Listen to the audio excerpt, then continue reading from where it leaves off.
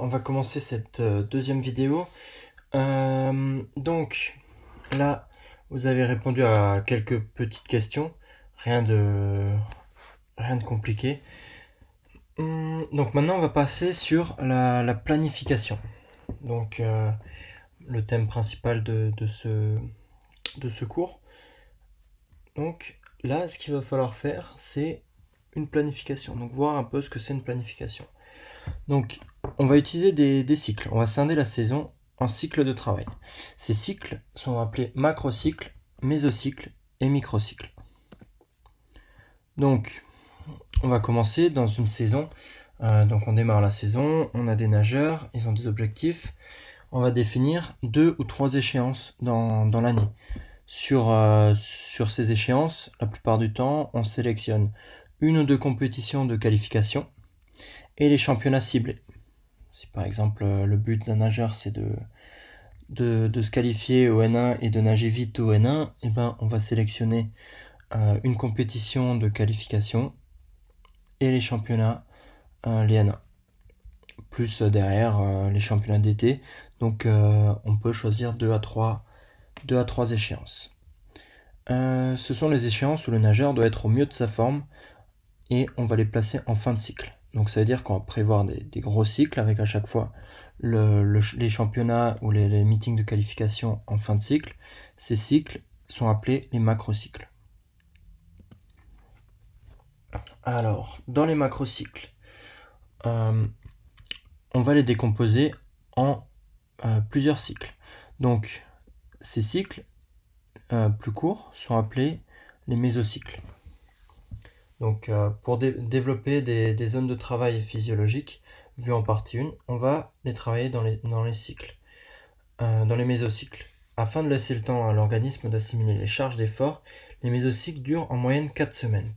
Ça veut dire que dans les mésocycles, on va avoir des objectifs physiologiques qu'on va travailler pendant 4 semaines, 4 à 6 semaines, en fonction de la durée du macrocycle, on va voir tout ça. Quand on travaille des zones d'effort, donc quand on travaille, par exemple, on va prendre un cycle où on travaille la zone 2, la dominante c'est la zone 2, et ben il faut réussir à faire des tests, que ce soit en compétition ou en entraînement.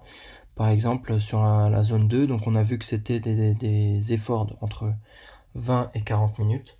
Donc un test, ça peut être un 2000 chrono, un 1500 mètres, non, ça fait un peu court, un 20 minutes chrono. Et puis, comme tout test de vérification, eh ben, il faut le refaire plusieurs fois pour pouvoir contrôler la progression. Quand on a un mésocycle avec un objectif physiologique, ça ne veut pas dire qu'on va jamais travailler les autres zones. Si on a par exemple, on va travailler dans un mésocycle l'allure 3, la zone 3, et ben ça ne veut pas dire qu'on va jamais faire de vitesse, qu'on va jamais faire de lactique.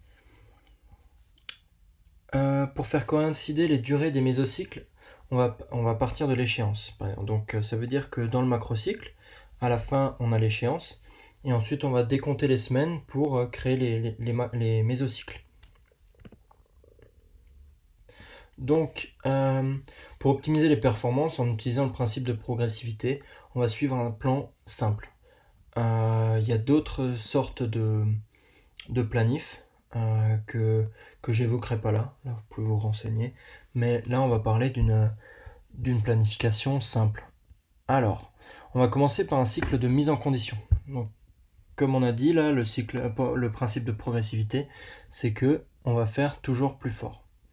Donc on va démarrer pendant 4 à 6 semaines du travail multisport, beaucoup d'aéro, donc vraiment pour reprendre les appuis, faire monter progressivement en distance et puis avoir une base aéro solide. Ensuite, on passe dans le cycle de base, donc pour consolider la base aéro, on va rajouter la Z2, donc dominante de Z1, Z2. Comme on a dit avant, ça ne veut pas dire qu'on va jamais faire de vitesse, jamais faire de VO2. C'est juste que c'est principalement de la Z1, Z2 Et puis après, juste pour revenir sur la vitesse, c'est une qualité qu'il faut conserver. Souvent, la vitesse c'est inné, c'est très compliqué de la travailler, donc il faut réussir à la conserver. Donc je ne l'ai pas mis là, mais la vitesse elle est présente partout. Ensuite, on passe, donc j'ai oublié de marquer à côté de cycle de base, on est aussi à entre 4 et 6 semaines. Ensuite, on passe sur le cycle de base mixte. Donc là, on va rentrer un peu plus dans le vif du sujet. On va commencer à travailler plus précisément la VO2. Donc vraiment pour acquérir des bases d'endurance très solides. Ensuite, on passe sur un cycle spécifique, 4 à 6 semaines. Donc là, comme je vous avais dit avant, le but, par exemple pour un nageur de 50 mètres nage libre, c'est de nager vite sur le 50 mètres nage libre. Donc pendant ce cycle, on va vraiment travailler les qualités nécessaires aux sportifs pour nager vite sur ces courses.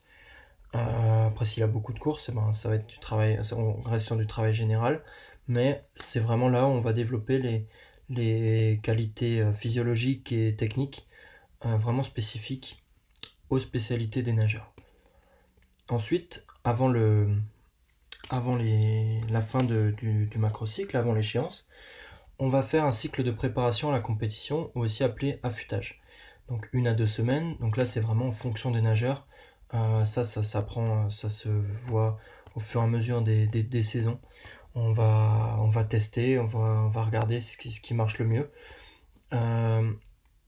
Là, le principe, c'est vraiment le principe je perds mes mots.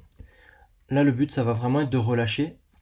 Donc, principe de surcompensation, relâcher pour vraiment être au top du top de sa forme le jour J. Ensuite, dans ces mésocycles. Donc, mésocycles, on a vu, c'était entre 4 et 6 semaines. Juste pour revenir sur les mésocycles. Donc, on a vu que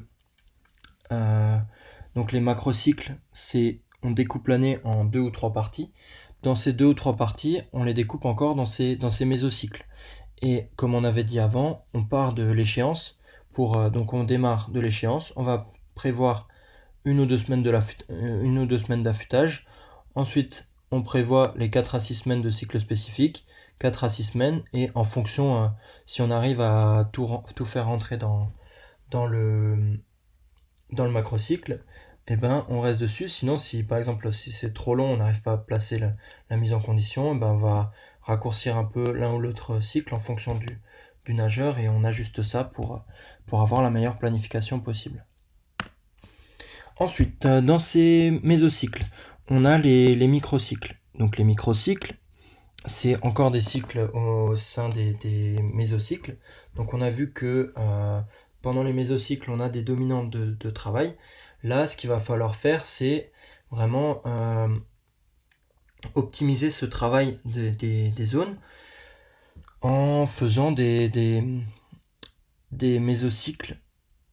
Par exemple, afin de varier les volumes et les intensités dans un mésocycle pour faire assimiler la charge aux sportives, on le décompose encore en microcycles.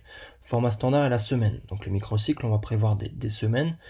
Et par exemple, on peut faire 3 microcycles à intensité élevée, puis un plus faible pour une récupération, ou bien progressif pendant 3 microcycles et un de récupération ou autre. Donc en fait, il y a plein de formats possibles. Le but de scinder ça en microcycles, c'est qu'on va suivre le volume en kilomètres, etc., en intensité sur les microcycles, et on va soit faire progressif, soit faire très fort pendant 2 semaines, récupérer de nouveau un peu plus fort la 4e semaine sur un cycle. Vraiment, c'est très libre, et le but, c'est que le nageur progresse, qu'il assimile les charges de travail, qu'il arrive à récupérer, qu'il arrive à progresser, qu'il arrive à surcompenser. Donc ensuite, dans le microcycle, on a ensuite les entraînements.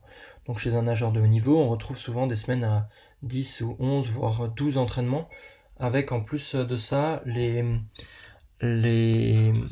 muscus, etc. Alors, ensuite, donc là on a vu les cycles, les macro, méso, microcycles.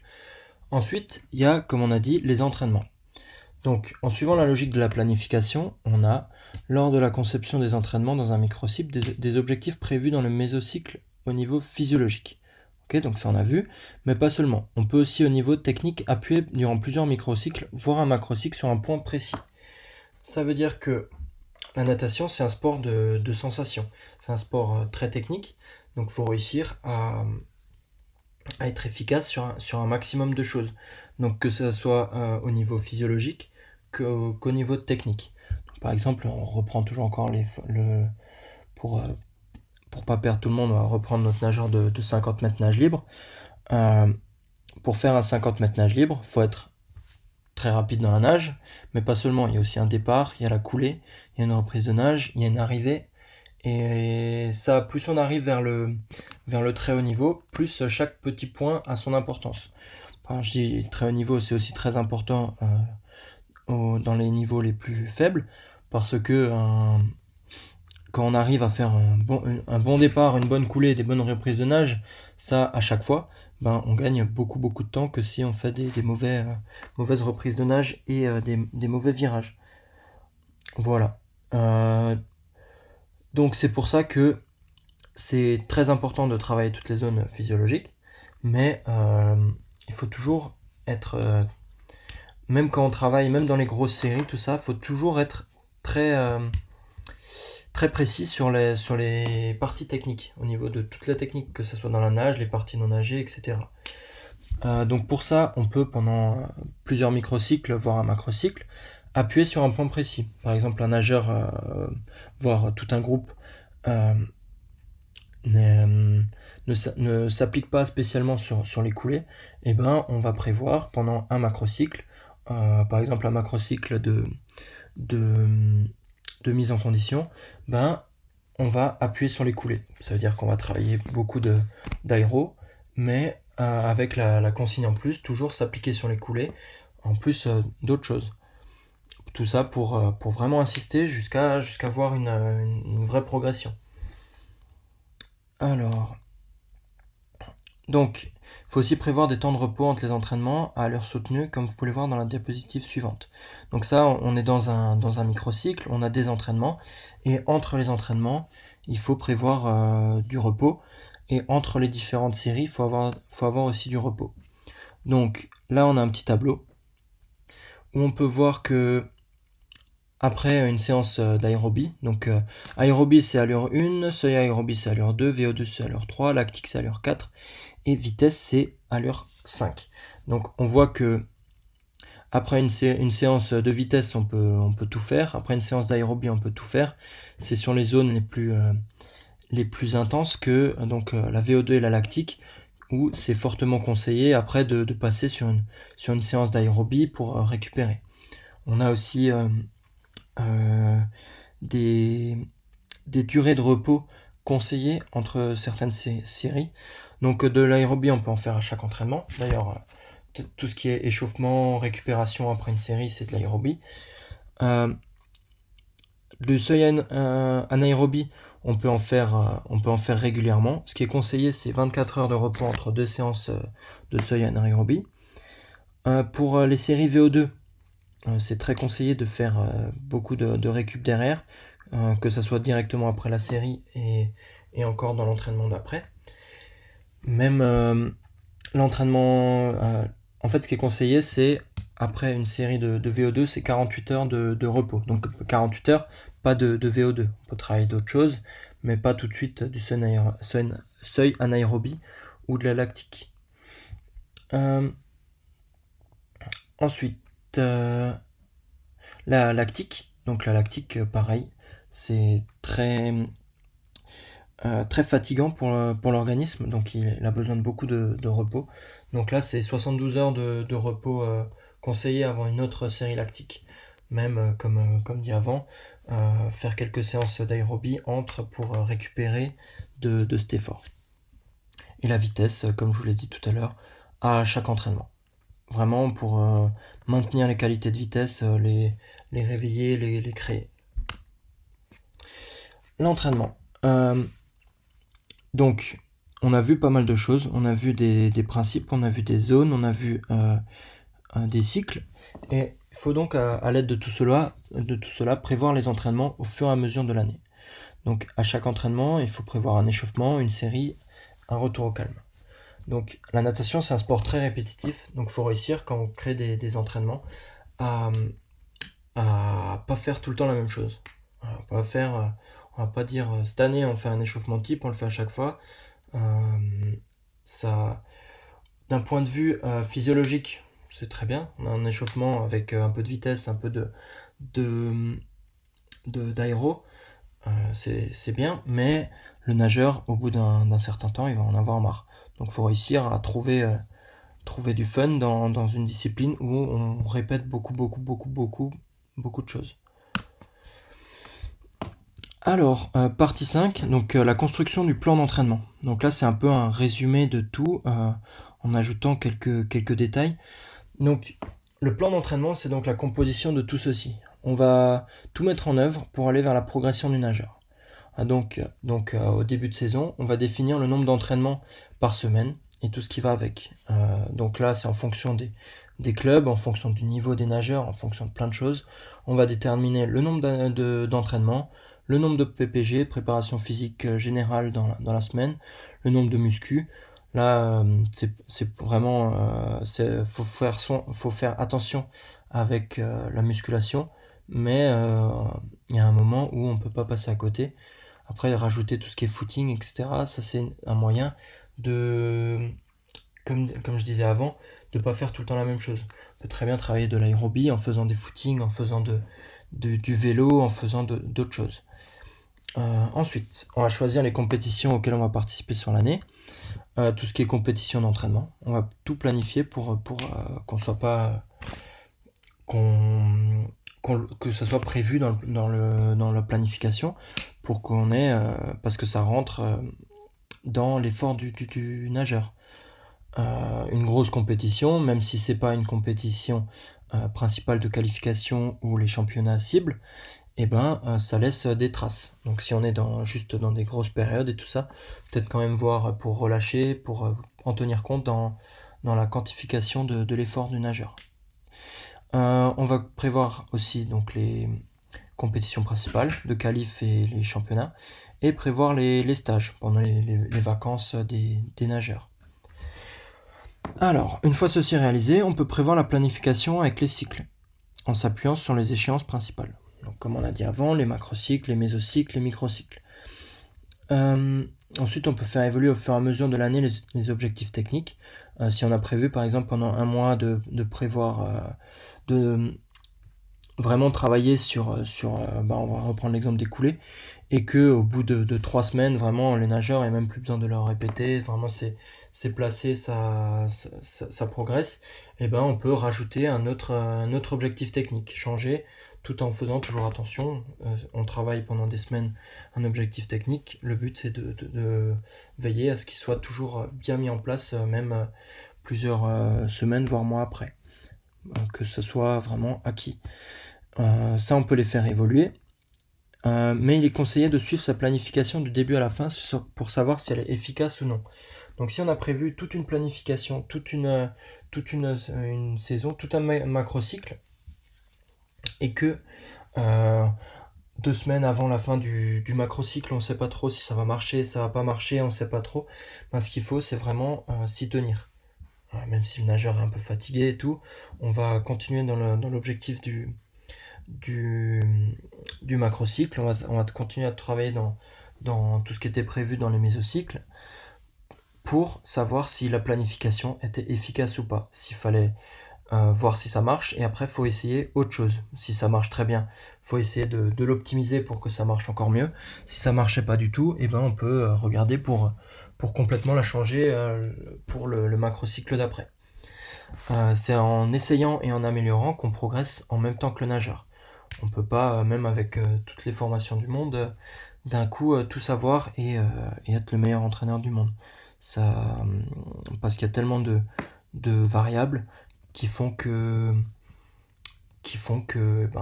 on va apprendre, on va découvrir, on va chercher. Alors, pour finir, on va faire une petite aparté sur le sportif. Donc, Tout ceci n'a de sens que si les sportifs entraînés sont impliqués dans ce qu'ils font. Ça veut dire que si on prévoit toute une planification, on prévoit des PPG, on prévoit des stages, on prévoit des compétitions, on prévoit tout ça, mais que le nageur il n'est pas impliqué dans ce qu'il fait, c'est pas son projet, que lui il n'a pas envie, ben ça va servir à rien. Ce qu'il faut réussir à faire enfin, faut pour que ça marche, que le sportif soit intégré dans le projet, que ça soit son projet, pas que ça soit juste le projet de l'entraîneur. Donc aussi, il faut aussi qu'il ait une bonne hygiène de vie, avoir une bonne alimentation, bien dormir, ne pas boire d'alcool, etc. Tout ça, c'est primordial pour avoir une bonne progression dans les bassins. Donc ça, c'était une présentation rapide du plan d'entraînement. Donc comment moi je la vois, comment quelques entraîneurs la voient, comment je l'ai appris. Après, comme dit, il n'y a pas de meilleur entraîneur que d'autres. Il y a juste ceux qui progressent et ceux qui ne progressent pas. Donc pour progresser dans l'entraînement en tant qu'entraîneur, il faut creuser dans chaque partie, creuser dans chaque chose, aller se renseigner, il faut comprendre et essayer d'appliquer ce qu'on comprend. Donc ça ne veut pas dire aller copier exactement ce qu'il fait celui du club d'à côté, mais regarder ce qu'ils font, s'intéresser, prendre le meilleur pour toujours progresser. Donc là, avez-vous des questions? Donc ça c'est, si jamais il y a vraiment des questions, ben, posez-les à vos professeurs, renseignez-vous, documentez-vous. Ensuite, un petit exercice pour finir. Donc, vous avez un calendrier en pièce jointe, en fichier Excel. Vous devez choisir une catégorie de nageur avec son niveau. C'est-à-dire, par exemple, il n'y a pas que la catégorie qui compte. Par exemple, vous allez choisir un junior, mais alors, est-ce que c'est un junior qui a un niveau régional, un niveau national, un niveau international?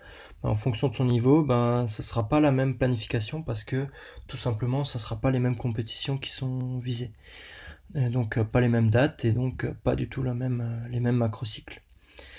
Ensuite, donc voilà, donc on choisit le nageur. Ensuite, on détermine les objectifs. Donc, si c'est un nageur qui a un niveau national et qu'il est proche des temps internationaux, ben, l'objectif, ça va être de se qualifier à sa compétition nationale et qu'à celle-ci, ben, de faire les temps pour la compétition internationale, qui se trouve la plupart du temps après sa compétition de catégorie. Bon, tout ça, ça change tout le temps, donc c'est pour ça qu'il faut toujours, à chaque saison, tout renouveler. Après ça, proposer une planification avec les macros et mésocycles. Voilà, j'espère que ça vous a plu. J'ai essayé de faire quelque chose au plus simple. Donc j'ai essayé de faire simple, mais c'est pas pour ça que c'est pas chargé. Donc essayez toujours, il y a le PowerPoint avec. Donc essayez de revoir les choses qui vous intéressent. Essayez de vous documenter, de chercher.